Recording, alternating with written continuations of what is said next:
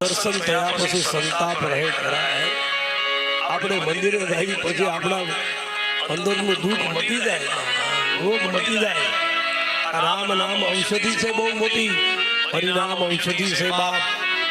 ખરી રીતે ખાય તો અંગ પીડા મટી જાય બાપ. પણ હાસા ભાવે તો ભજન કરીએ તો બાપ, બાકી ગમે એટલા ભજન કરીએ તો પણ એનું ફળ ન મળે બાપ. એટલા માટે સતી શંકર ભગવાનની પાસે ગયા, પણ સતી શંકર ભગવાને કહ્યું, સતી તમે કઈ રીતે પરીક્ષા લગી? તો સતી ત્યાં ખોટું બોલ્યા. માણસ એક ખોટું કરે એના કારણે બીજું ખોટું, અને બીજું ખોટું કરે એના કારણે એને ઢાંકવા ત્રીજું ખોટું. આમ પાપની પરંપરા સર્જાઈ જાય. જેસલ જગનો સોરટો પલમાં જેસલ જાડેજા કેવડા પાપ કરાય, પણ ગુરુ મળે ને પછી બાપ ગમે એવા પાપ કર્યા હોય તો ગુરુ શરણમાં કહી દેજો, મારા જીવનમાં મેં આટલી ભૂલ કરી છે. એક તમે ભગવાનની કથામાં જાઓ પધારો. જ્યારે તમે ભગવાનની કથામાં જાઓ ત્યારે ભગવાનની આગળ એક કોઈની ખોટું ન બોલતા. આપણે બધા સત્યનારાયણ દેવની કથા સાંભળી. પેલો સાધુ વાણિયો હતો, એ રાજાની પાસે જે મુક્ત થયો પછી સમુદ્રના કિનારે મોટું નાવ ફરીને ઉભો થયો. ભગવાનને થયું કે આની પરીક્ષા કરવાની. ભગવાન સાધુના રૂપમાં આવીને પૂછ્યું કે તમારા વહાણમાં શું ભર્યું છે? તરત મળ્યો કેવા લતા પત્રાધિકમ છે એમ બદ્ધય તરણમમાં, મારા વહાણમાં તો વેલા પાંદડા છે. ભગવાન કે હજી તો આગળ જેલમાં છોડેલા હજી આગળ દુઃખમાંથી મોખો ગયો, ત્યાં પાછો પૈસા થોડા થઈ ગયા, પાવર આવી ગયો. હજી ભગવાને કહ્યું તો પછી તથા એટલે બાપ ભગવાનના દ્વારમાં કદી ખોટું ન કરવું બાપ. અને એના કારણે આ સતી વધારે દુઃખી થયા બાપ. એટલે તો કહ્યું ઓ માં કહું મે અનુભવ સતહરી ભજન જગત સબ તો સતી હતા એનો બીજો જન્મ પાર્વતી રૂપે થયો છે. પર્વતની ઘેરે ઉતર્યા એટલે પાર્વતી નામ પડ્યું. એના નામ તો ઉમા, અંબિકા, ભવાની આવા ઘણા નામ છે. નારદજી એવા છે. પાર્વતીના જન્મ વખતે એના નામાવિધાન સંસ્કારો કરવામાં આવ્યા ત્યારે કહ્યું છે કે હે હિમાચલ, હે મેના, તમે ધન્ય બની ગયા. કેમ? તો કે તમારે ઘરે દીકરી આવીને એ કોઈ સામાન્ય દીકરી નહીં, આ તો જગતની જનેતાની દીકરી તરીકે આવી તારે ઘરમાં.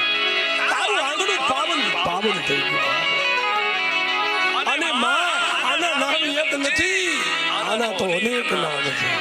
ઉમા, અંબિકા, ભવાની, મહાકાલી, આવા અનેક નામ છે. તને એટલું કહું તો આ તારી દીકરી કોઈ સામાન્ય નહીં. આ તારી દીકરી છે ને એના નામ લઈ લઈ આ દેશની નારીઓ છે ને એ પાતિવ્રત ધર્મની પાળનારી બનશે. અને એના આચાર્ય તરીકે આ માં પાર્વતી તારી દીકરી એની આચાર્ય બનશે. મા તને કહું ને તારી દીકરી એ મહાન છે. તારી દીકરી બધી રીતે મહાન છે, પણ માં તને કહું તારી દીકરી છે ને એનો સુગલો પણ અખંડ રહેશે.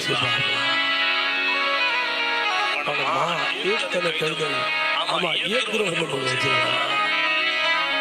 અને એક ગ્રહ નબળો છે એની તકલીફ છે. તમે જોજો જ્યોતિષ હોય ને એની વાત તમે જોરાના જાવ એટલે પેલા હારી હારી વાત કરી નાખે.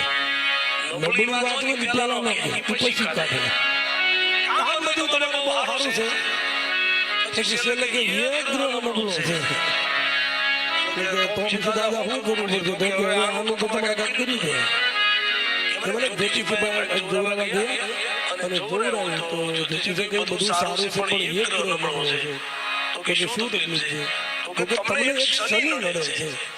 ઓલું કે શું કરવું પડે? તો કે આ શનિ છે ને એની તમારે ખાનાની ડીપી બનાવી અને શનિનો નંદમાં ધારણ કરી પહેરી દો એટલે પછી તમારે ઉપાધિ નહીં. તો ઓલું કે હોનાની તો તકલીફ છે. હોનું હોય તો ક્યાં કેવું હોય એ તો શનિ બની રહેવાનું. તાણ સદાય એને થયું કે લાઈને હોની પાસે જઈ અને એને સોનાની મુદ્રિકામાં આ લંગ ફીટ કરાવી મને પહેરવા અમુક સમય દિવસ ગયા એટલે જ્યોતિષી સામા મળ્યા એટલે ઓલાને બધું કા આ વિધિ ભેગા ભેગા કઈ ફેર પડ્યો એટલે ઓલાને હા દાદા ફેર પડી ગયો પેલા એ કે શનિ નતો તો હવે ઓલું હોની નો છે કે હોની રોજ જેમ કે બાપ અહીંયા કહ્યું છે તમારી દીકરીને હવે પતિ કેવો મળશે એ સાંભળો માતુ પિતુ હીના અગુણ અમાન માતુ પિતુ